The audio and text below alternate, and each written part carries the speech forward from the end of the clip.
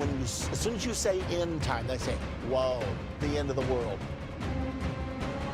When's it going to be? And you can see this mask of fear. I'm not telling you the end time is coming. I'm telling you, you live in it right now.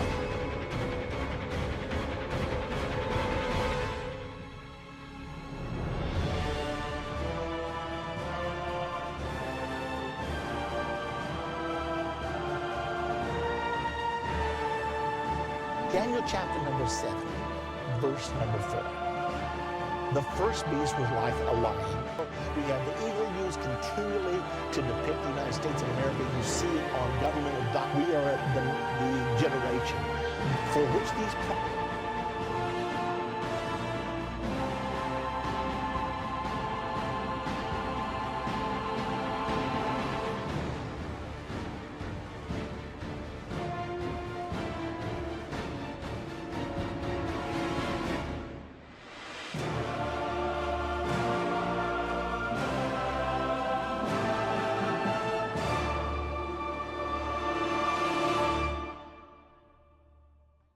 that you will not miss one segment of understanding the end time, because I've had many people tell me it's changed their life forever.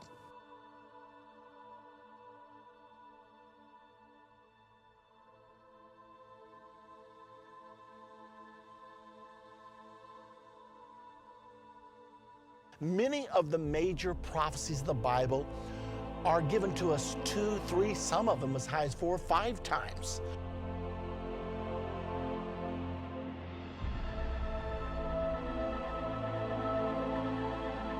There is not any chance it's not going to happen, because it's in your Bible, it's prophesied, and the prophecies always coming back.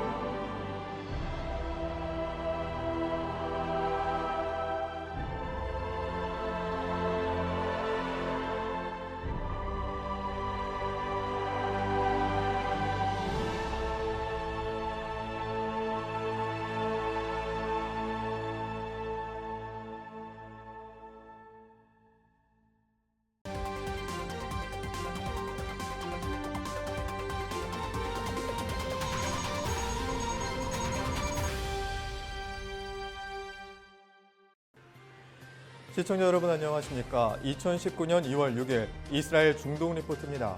먼저 이번 주 주요 뉴스입니다. 이스라엘의 시리아 내 이란군에 대한 공습이 있은 후 연일 이란군 고위급 인사들이 거친 언사를 쏟아내고 있습니다. 이란 혁명수비대 부사령관은 이스라엘은 팔레스타인에 자신들의 시신을 묻을 공동묘지조차 갖지 못할 것이라며 폭언을 쏟아냈습니다. 2019년 하반기부터 이스라엘은 천연가스 수출국이 됩니다. 네타냐후 총리는 해양가스 플랫폼을 방문해 이스라엘은 누구에게도 의존하지 않는 에너지 강국이 되고 있다고 밝혔습니다. 팔레스타인인들의 이스라엘인들을 향한 흉기 공격이 또다시 빈번해지고 있습니다. 그런가 하면 이번엔 유대인 정착민이 팔레스타인인 2명에게 도끼를 휘두르는 사건이 발생했습니다. 이스라엘 중동 리포트 지금 시작합니다.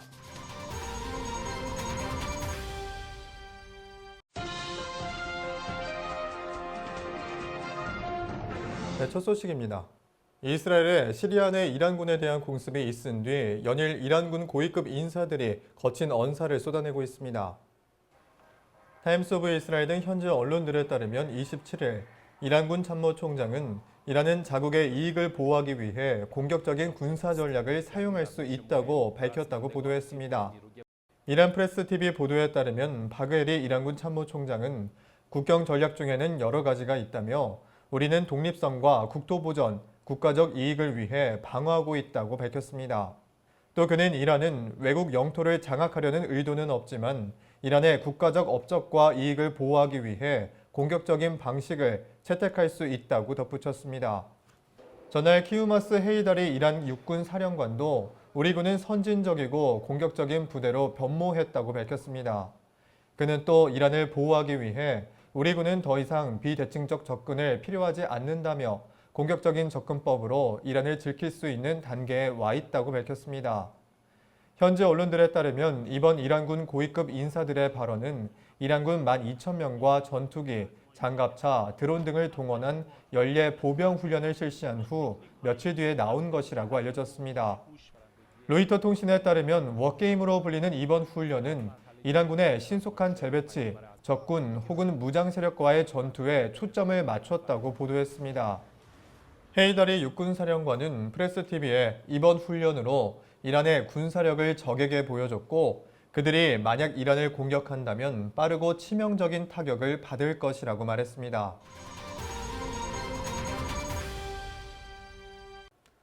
네, 그런가 하면 이란 혁명수비대 부사령관도 이스라엘은 팔레스타인들에 대해 자신들의 시신을 묻을 공동묘지조차 갖지 못할 것이라며 폭언을 쏟아냈습니다. 타임스 오브 이스라엘 등 현지 언론들에 따르면 28일 호세인 살라미 이란 혁명수비대 부사령관은 이란의 전략은 결국 이스라엘을 국제 정치 지도에서 사라지게 하는 것이라고 밝혔습니다. 이날 호세인 부사령관은 이란 국영방송에 출연해 최근 이스라엘군의 공습에 대해 우리의 전략은 국제 정치 지도에서 이스라엘을 지우는 것이고 이스라엘이 저지르고 있는 악행을 고려하면 그것은 멀지 않았다고 말했습니다. 이날 호세인 부사령관은 만약 이스라엘이 어떤 식으로든 새로운 전쟁을 시작한다면 이스라엘의 소멸로 끝나는 전쟁이 될 것이고 점령지는 반환될 것이라며 비난 수위를 높였습니다. 그는 또 이스라엘은 팔레스타인에 자신들의 시신을 묻기 위한 공동묘지조차 갖지 못할 것이라고 덧붙였습니다. 살라미 부사령관의 이번 발언은 최근 이스라엘과 이란 간의 군사적인 긴장감이 높아져 상호 간에 일련의 설전이 오가는 가운데 나왔습니다.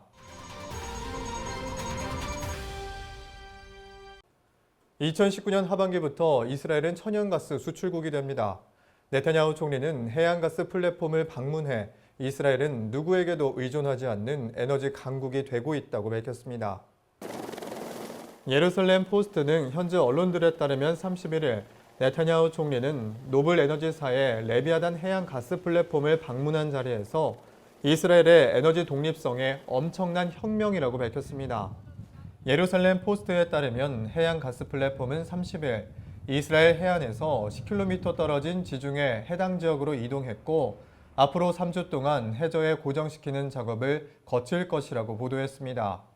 가스 플랫폼 하단부는 28일간에 거쳐 미국 텍사스에서 지난 주말 이스라엘에 도착했고 상단부는 2019년 하반기에 도착하는 것으로 알려졌습니다.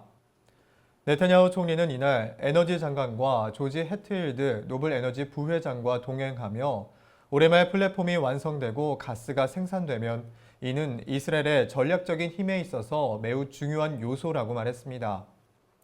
또 그는 이스라엘은 에너지 부분에서 어느 누구에게도 의존하지 않는 에너지 강국이 되고 있다며 유럽 가스 시장과 주변 아랍 국가들과 연결하는 가스관이 생길 것이라고 덧붙였습니다.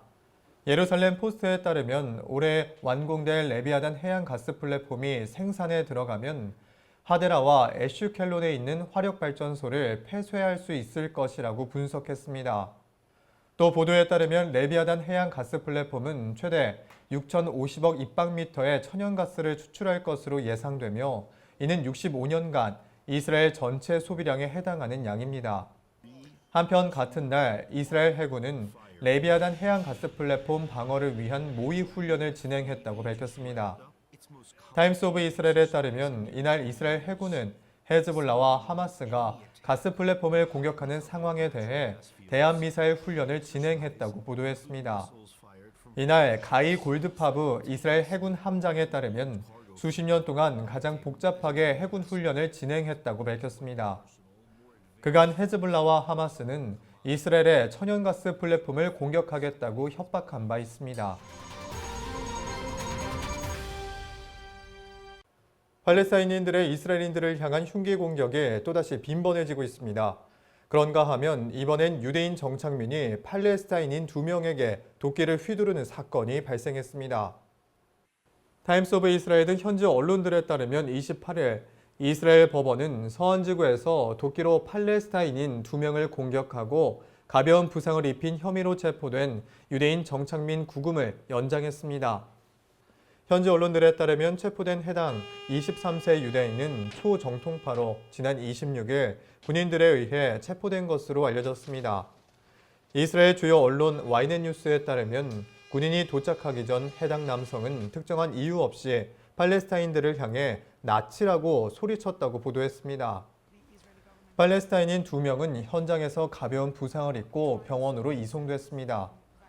언론 보도에 따르면 해당 유대인 남성이 도끼를 휘두른 이유는 명확하지 않다고 보도했고, 이스라엘 법원은 해당 남성을 4일 더 구금할 것을 명령했습니다. 이번 사건은 27일 이스라엘 정착촌에서 유대인 정착민과 팔레스타인인들이 충돌한 과정에서 팔레스타인 남성 1명이 총에 맞아 숨진 것을 이스라엘 경찰이 조사하는 과정에서 나왔습니다. 언론 보도에 따르면 팔레스타인 측은 이스라엘 정착민들이 격분해 총을 발사했다고 증언했고, 아데이 정착촌 주민들은 해당 남성이 흉기 공격을 벌여 공중으로 총을 발사했다고 주장한 것으로 알려졌습니다. 30일에는 예루살렘 외곽 자하엠 체크포인트에서 팔레스타인 10대 소녀가 보안 요원에게 흉기 공격을 감행하다 총에 맞아 사망했습니다. 이스라엘 경찰 대변인은 검문소에서 보안군의 신속한 대응과 작전으로 부상을 막을 수 있었고 테러범을 무력화시켰다고 밝혔습니다. 보도에 따르면 지난주에도 나블루스 인근에서 한 팔레스타인인이 이스라엘 군인의 흉기 공격을 벌였고 그 과정에서 해당 팔레스타인인은 사망한 것으로 알려졌습니다. 예루살렘 포스트에 따르면 해당 소녀는 16세로 나말라에 거주했고 11학년이었다고 보도했습니다. 오늘 저희가 준비한 소식은 여기까지입니다. 시청해주신 여러분 고맙습니다.